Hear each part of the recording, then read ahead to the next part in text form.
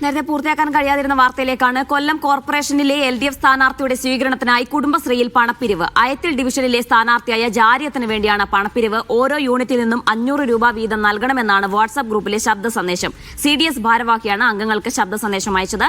പണപ്പിരിവ് തന്റെ അറിവോടെ അല്ലെന്ന് ജാരിയത്ത് പ്രതികരിച്ചു. ഇതിപ്പം ADS ചെയർപേഴ്സൺ എന്നെ വിളിച്ചായിരുന്നു. എല്ലാ കുടുംബശ്രീയിലും വിളിക്കുന്നുണ്ട്. വിളിച്ചിട്ട് നമ്മൾ രാജ്യത്താടെ സ്വീകരണ പരിപാടിയുടെ കാര്യം ഇപ്പം വിളിച്ച് ഫോണിൽ സംസാരിച്ചു. മെസ്സേജ് എല്ലാവരും വായിക്കണം. പിന്നെ ബുധനാഴ്ച 3 മണിക്കാണ് ചെയ്യുന്ന കൂട്ടത്തിൽ ഒരു ഫണ്ട് എന്നുള്ള രീതിയിൽ 500 രൂപ വീതം ഒരു കുടുംബശ്രീയിൽ നിന്ന് അതും എത്തിക്കണമെന്ന് പറഞ്ഞിട്ടുണ്ട്. നമ്മളെല്ലാ അംഗങ്ങളും പങ്കെടുക്കണം, നിർബന്ധമായിട്ടും പങ്കെടുക്കണമെന്നാണ് അവർ പറഞ്ഞിരിക്കുന്നത്. നമ്മളെ ADS ആയതുകൊണ്ട്. അപ്പോൾ 500 രൂപ നമ്മൾ ഈ 15 പേരും കൂടി ഷെയർ ചെയ്തിട്ട് ബുധനാഴ്ച അത് 3 മണിക്ക് അവിടെ കൊടുക്കുകയും വേണം. നാളെ നമുക്ക് എന്തെങ്കിലും ഒരു ആവശ്യങ്ങൾക്ക് ഇവരെയൊക്കെ തന്നെ സമീപിക്കേണ്ടതാണ്. അതൊരു ഇത് വേണം. നമുക്ക് നമ്മളെ ADS ആയതുകൊണ്ടാണ്.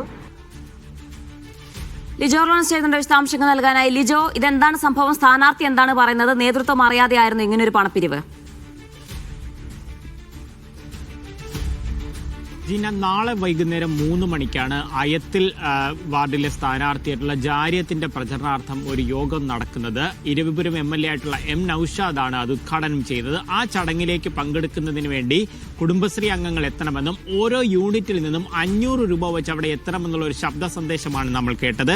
അതൊരു CDS ഭാരവാഹിയാണ് അവരുടെ മറ്റംഗങ്ങളൊക്കെയുള്ള ഒരു ഗ്രൂപ്പിലേക്ക് ഈ ശബ്ദ സന്ദേശം അയച്ചിരിക്കുന്നത്. ഓരോ യൂണിറ്റിലേക്കും ഈ ശബ്ദ സന്ദേശം അയക്കുകയും ചെയ്തിട്ടുണ്ട്.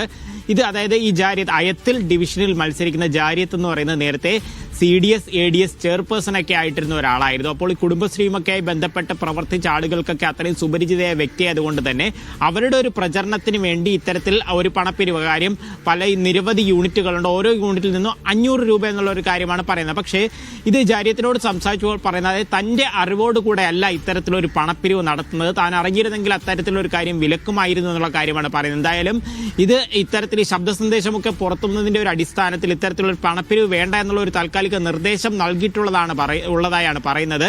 ഇത് അല്ലാതെ കുടുംബശ്രീയുടെ അതായത് ഇത്തരത്തിലൊരു പണപ്പിരിവിലേക്ക് കടന്നത് ഈ കുടുംബശ്രീ അംഗങ്ങൾ സ്വയമേ എടുത്തൊരു തീരുമാനം, അതായത് ADS CDS ചെയർപേഴ്സൺമാർ സ്വയമേ എടുത്തുള്ള ഒരു തീരുമാനം എന്ന് പറഞ്ഞുകൊണ്ടാണ് ഒരു ന്യായീകരണം നടത്തുന്നത്. പക്ഷെ അത് എത്രത്തോളം ശരിയാണെന്ന് അറിയില്ല. ഇതിന്റെയൊക്കെ ചുമതല വഹിച്ചിട്ടുള്ള ഒരാളിന് വേണ്ടി ഇത്തരത്തിലൊരു പണപ്പിരിവ് നടത്തുമ്പോൾ സ്വാഭാവികമായിട്ടും അവരോടൊക്കെ ചോദിക്കുന്ന ഒരു പതിവ് ഉള്ളതാണ്.